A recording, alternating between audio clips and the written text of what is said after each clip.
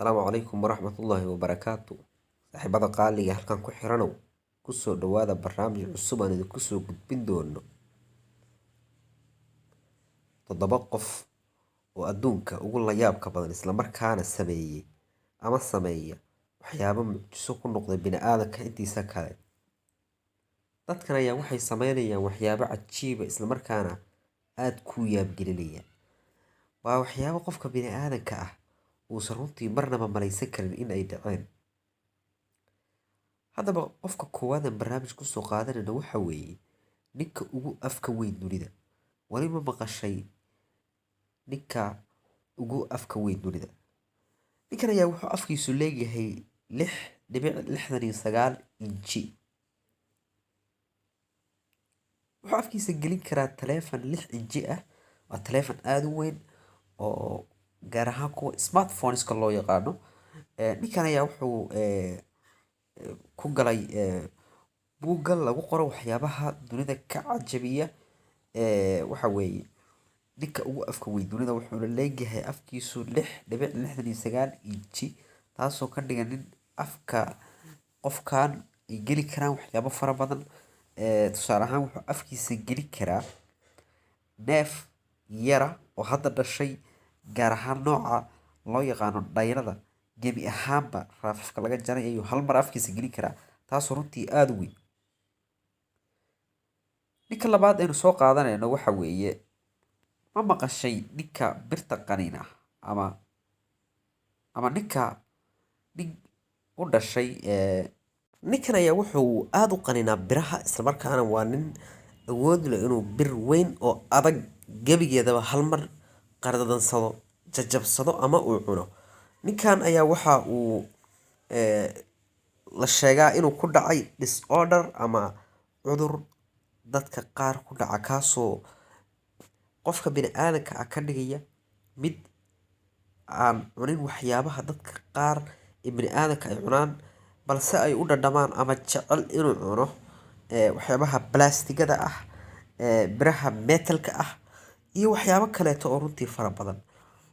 Ninkan ayaa waxaa la sheegaa in uu bir ka mid ah kuwa xadiidka ah ama culus uu qardadansan karo, isla markaana uu gebigeedaba laqi karo intii uu noolaa. Arrintan la yaab kale ayaa waxay tahay intii uu dunida ku noolaa ninkan waxa uu cunay ilaa 9 tan oo biro ah.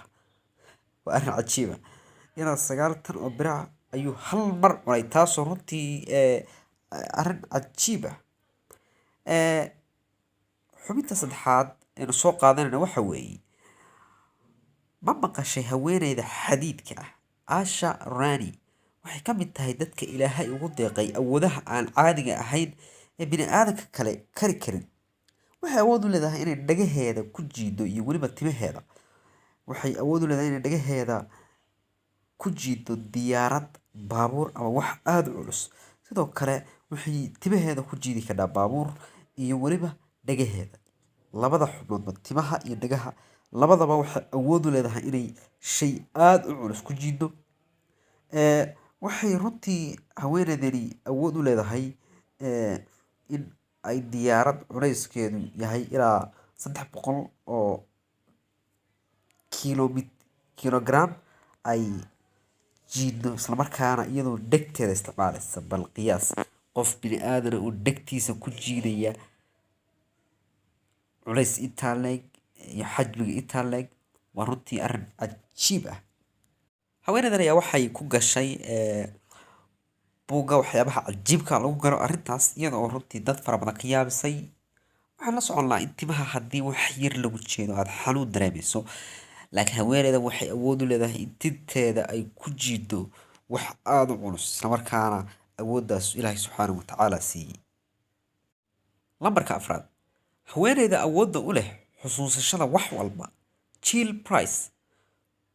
Waxay awood u leedahay haweeneydan lagu magacaabo Jill Price inay xasuusato wax walba oo ku dhacay nolosheeda laga soo bilaabo xilliyadii ay yareed. Waxay xitaa xasuusanaysaa maalin hebel. Wixii maalin hebel dhacay ayay awood u leedahay inay dib u soo xasuusato, isla markaana ay sheegto saacaddii u dhacay, daqiiqadii u dhacay, meeshii uu ka dhacay iyo weliba sababtii u dhacay. waxay awood u leedahay inay xasuusato wax walba oo yaraateedii dhacay. waxay xasuusataa xilliga ay maalintaa soo kacday, xilliga ay seexatay, wixii ay maalinta oo dhan qabatay. waxay ka mid tahay mucjisooyinka ilaahay subxaanahu watacaala uu aadamaha ku tusayo awooddiisa kowniga ah. si lamida haweeneydani waxay buugga waxyaabaha cajiibka ah lagu qoro ku gashay arrintan, maadaama ay tahay arrin runtii la yaab leh in qof bini aadan ah oo weliba bini aadanku intiisa badan uu xusuusan badan yahay inay iyadu awood u leedahay inay wax walba oo yaraateedu ku dhacay ilaa maantay wijnana ayaa xusuusan tahay wax walba oo ku dhacay, islamarkaana ay maalin walba nolosheeda wixii soo maray dib u xasuusan karno. lambarka shanaad waa ninkii gacantiisu qalashay. ninuu dhashay hindiya ayaa 1973 gacantiisa sare u qaaday.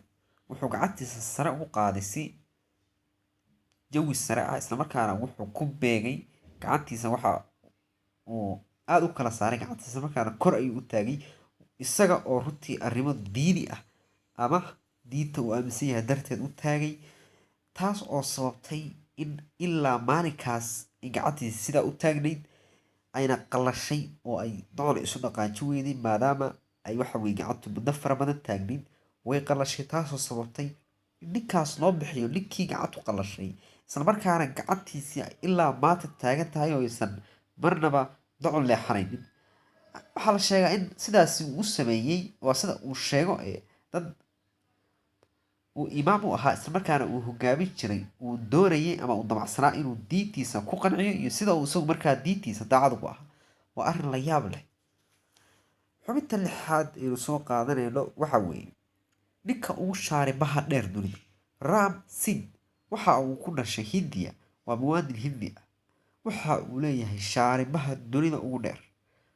ninkan ayaa waxaa la sheegaa in shaaribaha soo bixitaankooda ay ku qaadatay muddo aada u dheer, waxaana uu hadda leeyahay shaaribo dherarkoodu yihiin 4 mitir iyo 2, waa 4.2 mitir. ninkan ayaa waxaa la sheegaa in uu maalin walba ku bixiyo 1 saac iyo dheeraad sidii uu timihiisa u shanlayn lahaa, u dhaqi lahaa, u faydfaydi lahaa, una ururin lahaa. waa hawl aada u dheer. waxaa la sheegaa oo laga sheegay inuu sheegay in marmarka qaar ay culays ku tahay, maadaama timihiisu ay runtii aada u dheer yihiin shaaribtiisu, markaana ay adag tahay inuu laadlaadiyo, taasoo sababaysa in furuurtu xanuunto maadaama cadaadiska ama breshar fara badan uu furuurta fuulayo. taas sida awgeed wuxuu inta badan sameeyaa, wuxuu sida cimaamada oo kaleeto ayuu garbaha ka ritaa, taas oo sababta in cadaadis ka yaraado. ninkan ayaa waxa uu runtii waxyaabaha la yaab kale ku galay buugga waxyaabaa cajiibka lagu qoro.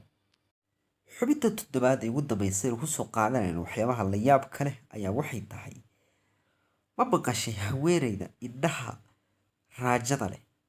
haweeneyda la yidhaahdo Natasha Demkina oo u dhalatay Ruushka ayaa la sheegaa, islamarkaana la arkay inay leedahay indho raajo camal ah, waxayna arki kartaa waxa ku jira gudaha qofka, sida ay raajaduba awood ugu leedahay inay sawirto lafaha qofka, wadnihiisa iyo guud ahaanba gudaha jirka qofka bini aadanka ah. taasi ayaa waxay sababtay in ay runtii ka tayo fiicnaato, amaba qaabka ay wax u arkayso ay ka fiicnaato qaabka ay raajooyinku wax u arkaan. arrintaas ayaa waxay xiiso gelisay meediyaha iyo warbaahinta dalka Ruushka iyo weliba wadamo fara badan oo caalamka ka mid ah.